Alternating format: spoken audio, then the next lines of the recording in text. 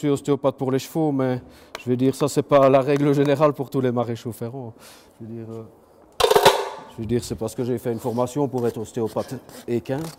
Mais il faut dire tout, je suis kiné de formation à la base. Donc voilà, c'est mon métier de kiné qui m'a amené à faire cette spécialisation.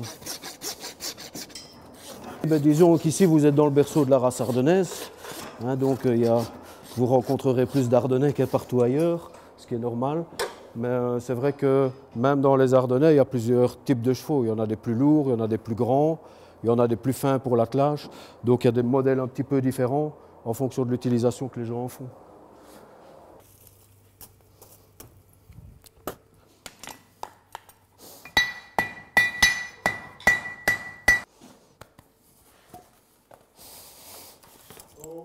Ah, c'est tout, c'est tout, c'est tout, c'est tout. Un cheval de 4 ans, donc c'est une jeune jument qui vient d'être débourrée. Donc là, on est occupé à recouper le pied, l'excédent de corne. Il n'y a pas grand-chose à couper parce qu'elle a travaillé un petit peu pieds nus. Mais donc maintenant, on lui met ses premiers fers. Les fers sont adaptés en fonction de la taille. En fonction du gabarit du pied, on va choisir une section de fer légèrement plus épaisse ou moins épaisse en fonction du travail.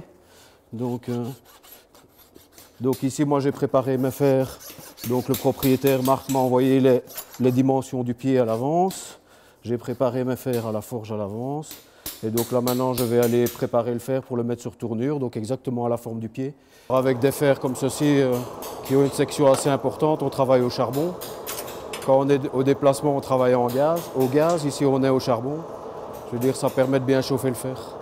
Là je le mets sur tournure pour qu'il corresponde parfaitement au pied du cheval.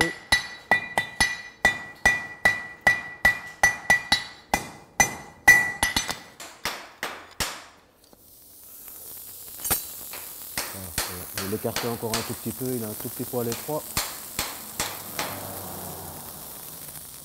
Hops. Pas de douleur, la corde ne conduit pas la chaleur. Bien entendu, si j'exagérais et que je posais pendant 1 heure, on arriverait à fondre la corne et à faire du mal au cheval, mais je vais dire a priori non. Mais les chevaux qui débardent, on peut faire plusieurs ferrages avec la même paire de fers. Par contre, des chevaux qui font de l'attelage sur la route, systématiquement, on doit les changer plus régulièrement parce qu'ils usent sur la route, quoi. Voilà. Dans les finitions, on va redéboucher pour que les clous passent parfaitement. Tout ce qui est soin du pied du cheval, je vais dire, il n'y a rien à faire, c'est notre boulot. Donc je vais dire ça aussi, ça en fait partie. Voilà, donc là on a voilà, des petits sympathiques. Là, hein. Mais donc ça, c'est rien de grave en soi, c'est pas un problème d'hygiène a priori non plus. Hein, donc c'est juste qu'il y a des parties dégradées de la fourchette qui est plus tendre. Hein, vous voyez, donc j'ai été gratté jusqu'à ce que je retrouve les parties les plus saines possibles. Hein, donc je vais dire les parties les plus dégradées sont, je vais dire, une nourriture favorite pour ce genre de petites bestioles. Comme vous voyez, le cheval, lui, n'en souffre pas, il ne s'en rend pas compte. Il transporte des clandestins. Il souffre plus si la pourriture avançait plus loin, il souffre de la pourriture, mais pas des asticots. Donc là, on met des petites pointes de tungstène, c'est pour éviter qu'elles ne glissent sur l'asphalte. Je dirais qu'il y ait des accidents. C'est un métal qui est extrêmement dur.